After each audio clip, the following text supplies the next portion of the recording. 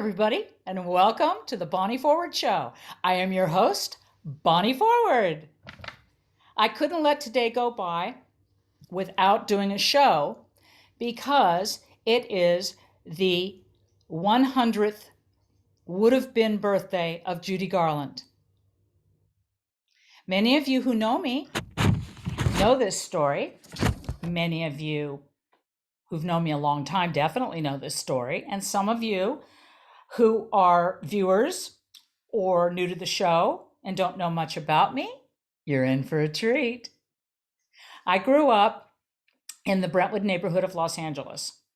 If you go east from Santa Monica, where the Pacific Ocean is, and you go straight east, we are sandwiched in between Santa Monica and Bel Air. After Bel Air, there is Beverly Hills. It's just a little bit of a little verbal map for you that might not know the logistics of the neighborhoods in Los Angeles. Many of you know many dozens of people in the entertainment business that have lived in Brentwood or currently live in Brentwood, whatever. Anyway, I'm sure you all know. Now you do. Anywho, I grew up in an entertainment family as my father he was a Pacific Pioneer broadcaster because he started in radio in 1938. And after World War II, he and my mother settled in Los Angeles, where he continued his incredible career in radio and then television, when television came along in 1949, and a little bit of a dabble into film. So that's why our home was filled with nothing but celebrities, famous people. I was told they were famous, but I just knew them as my parents' friends. It was my normal. It's how I grew up. I didn't know any different. Naturally, I went to Brentwood Elementary School because it was only a mile away from my house. And it was there that I met my friend of now 60 years in the 5th grade in the fall of 1962, when we were both 9, just about to turn 10. Her name was Lorna Luft. Lorna had just started at Brentwood Elementary School, so she was the new kid, and word spread quickly that she was Judy Garland's daughter. I, of course, knew who Judy Garland was from The Wizard of Oz, but other than that, I didn't know anything about her personal life or that she had kids or anything like that. It was all new to me. So, anywho, kids being kids, and her being the new kid at school, kids were not very nice to her, which made me gravitate to her immediately. I didn't care who she was. And I took a liking to her because as a child and all through my life, that is the way that I am. I gravitate to people that I think are being bullied or somehow put down in any way or made to feel smaller than their authentic selves. It's just something that is embedded in me since childhood. And I knew everybody there at the school pretty much because I'd gone there since kindergarten. So I knew the lower grade schools. I knew the kids from the lower grades. I knew the kids from the upper grades. And so I like to think that I gave Lorna some street cred at the school as a result of that. And so in that way, and in every other way, because she was a strong little kid and I was a strong little girl too, we became fast friends. It's something it's a friendship I treasure because it's very special. How many people do you know for that long? We both delighted in finding out, additionally, that we only lived 3.5 blocks away from each other. It was great. I loved it. Which means that we could walk to each other's homes, or I could get on my bike and cycle up to her house or walk up to her house comfortably as well, which was, you know, more often than not the regular. I grew up with two boys for older siblings, so I was happy to have a new girlfriend that was so close by. I used to go up to that house on Rockingham all the time. I loved going there. It took quite a few visits, and I mean quite a few visits, before I met her mother, Judy Garland.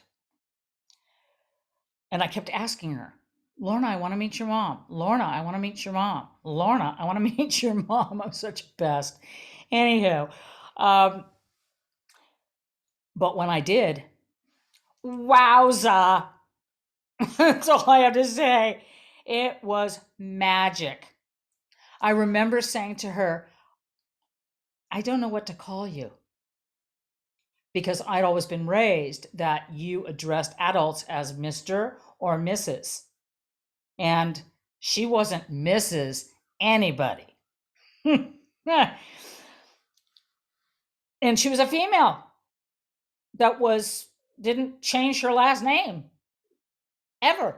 And that was I mean, that was like, I didn't know anybody like that in my orbit, in my wheelhouse at the time of all of 10 years of age.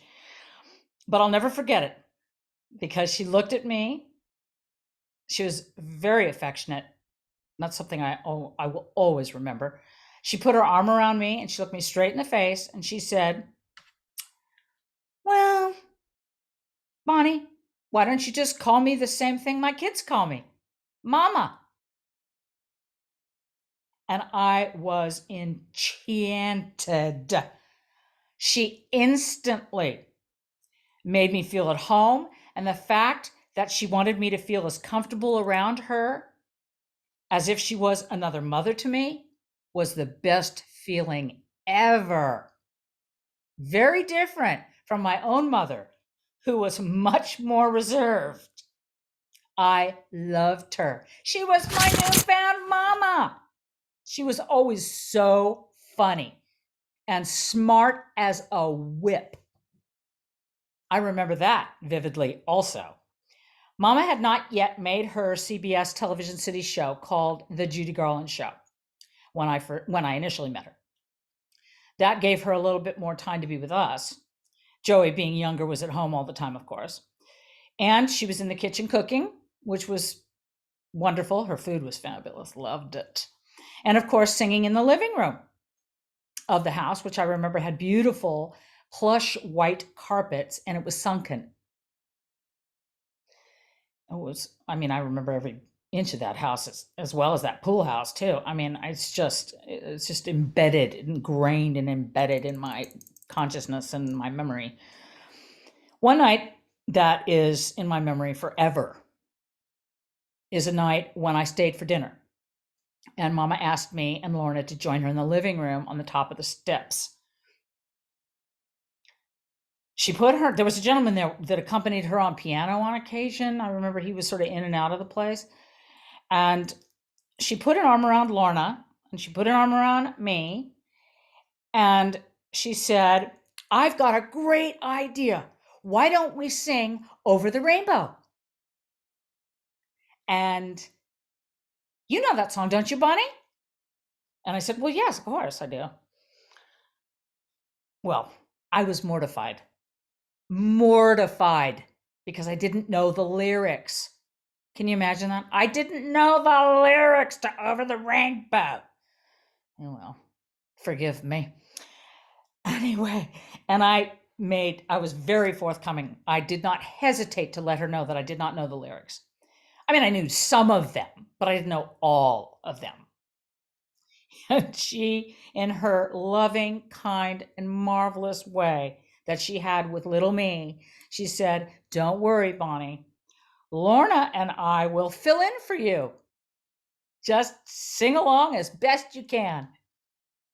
It was funny, and she put me immediately at ease. However, it did not ease my embarrassment at not knowing the lyrics. Plus, I loved to sing.